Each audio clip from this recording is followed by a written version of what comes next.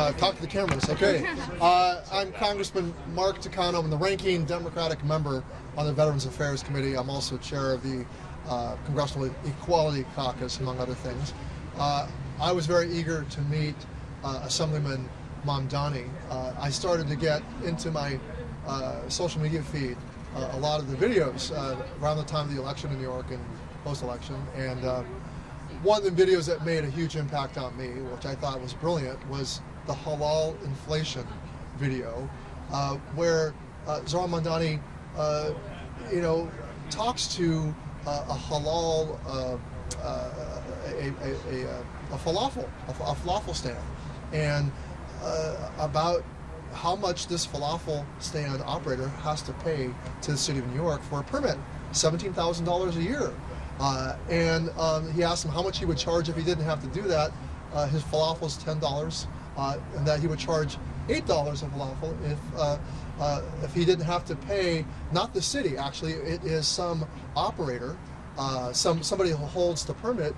And we learned from this interview that Mamdani does with this guy is that he's not actually paying the city. He's actually been waiting in line. He's like 32,000th in line to get a permit. And the overall impression on me was, this guy is not a communist. He's not a socialist.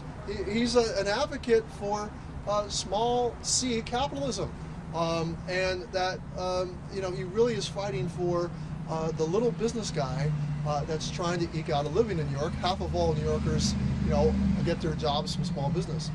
And I thought that was a tremendous message. I have a lot of small business people just like that, immigrant business people trying to make a living in my own district. And I thought it was such an aspirational video. It was very inspiring. Do you think he made any inroads with people that might not be completely on board with him yet that was in that room? I came toward the end. I had a conflicting meeting. I'm with the the leadership meeting, and it conflicted with this meeting. So I got the last question in.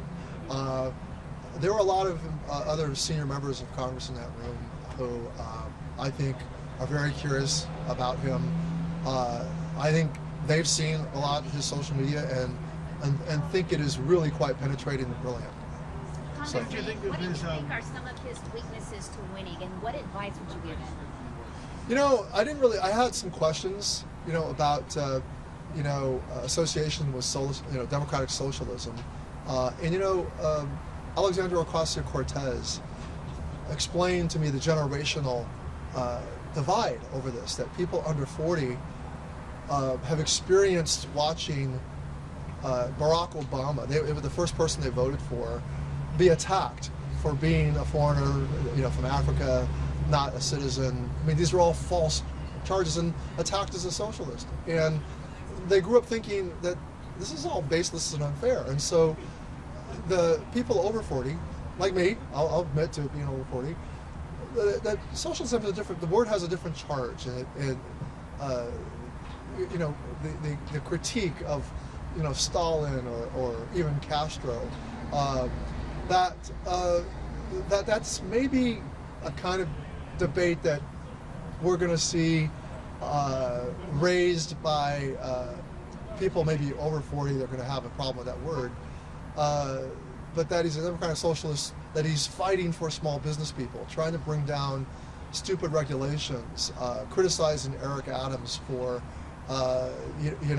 not moving permits faster, forcing. It's corruption we're fighting here. Corruption, the corruption that prevents, the dynamism of small C entrepreneurs, small C capitalist entrepreneurs.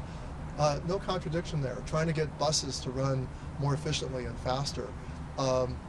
These are all things that are improving people's lives, and I think Alexandra explained to me that that generationally the younger voters who are coming into, they are already the majority of voters out there, doesn't have the same charge, and it doesn't indicate, it's a bogeyman sort of fear that's being put on by older people. What about his views when it comes to the government-run grocery stores? Do you think that's a good idea, and how would that... Well, you can question my friend Shelley Pingree. I don't let her speak for herself, but she's the ranking member, former chair of the Appropriations Committee that deals with ag, there's not a lot of difference between the idea of some sort of public-run grocery and a co-op. In the state of Maine, there's a lot of co-ops that come together, nonprofit co-ops to bring down the cost of groceries. So there's other ways to think about this concept of how do you bring down the cost of groceries, and to what extent is the market in New York kind of dominated and how you say, overly consolidated in some ways. And those are legitimate questions to have, and I think he's injecting some idea about. So it's really I go to some parts in Europe, and I'm amazed, and even how in Paris the cost of food is pretty reasonable. And we should be asking ourselves, why is that? How is it that we can? And look, if we look at a larger picture, so it's bigger than New York, because he's not dealing with the bigger picture.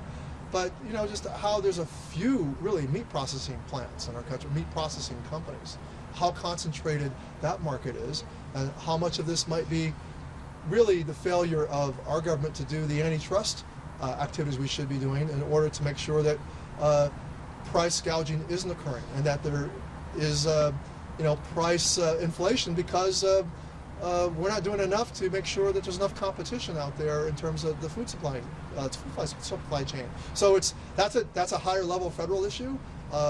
He's trying to deal with this issue at a very local level, and it's a legitimate one. People think of New York City as Democrat-run for many years. Mm-hmm. Why would going further left resolve these issues in the cost of living? The most expensive areas in the country tend to be Democrat-run. Well, I don't know that left or right. I mean, you're the one opposing the left or right by the premise of your question.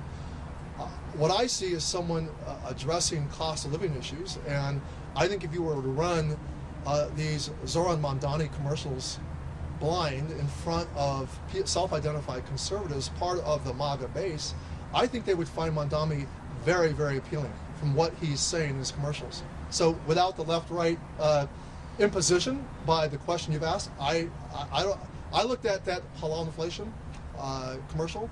I thought a MAGA viewer would look at that and go, "Hey, cut out this holder of the license, some guy, and make the government work more efficiently so that we license all these people." Or the whole medallion. I mean, Mamdani kind of got some street cred with the taxi drivers over with Bloomberg over the taxi medallions. I think these are fairly these are issues that much of the MAGA base would agree with. You're saying you think some of his ideas aren't necessarily left-right, but like a populism. I even think populism has a kind of, to some people, a pejorative point of view. I think he's taking on cost of living issues head on, and I think. If you look past all of the labels people are trying to impose on him, I think that's what's refreshing about him and his direct messaging. I want to lower costs for New Yorkers, and I think Democrats need to be talking about how we're going to lower costs, but we really mean it. That what's been happening with Donald Trump is a lot of fakery. He came in saying he was going to pay attention to the cost of living, but his policies, his irrational tariffs, his spontaneous tariffs. We just saw a 2.7% inflation increase over the past couple of days, and he's going to want to blame that on someone else like Chairman Powell of the Fed, for not lowering interest rates. But how can he lower interest rates when the Fed's job is to watch inflation, and under Donald Trump's policies, inflation goes up? So a lot of talk and a lot of fakery, but I think Mamdani has got a platform that I think he can deliver on. How many people were in there? When I arrived, there were like, I'd say 20, 25, and I think people trickled out as before I wrote it. I think this thing started at 8, and I was very happy to be able to make it. So anyway, hey, it was great to talk to you, and it was very exciting meeting, I think, the next mayor of New York. Thanks. Thank you for your time. Appreciate it.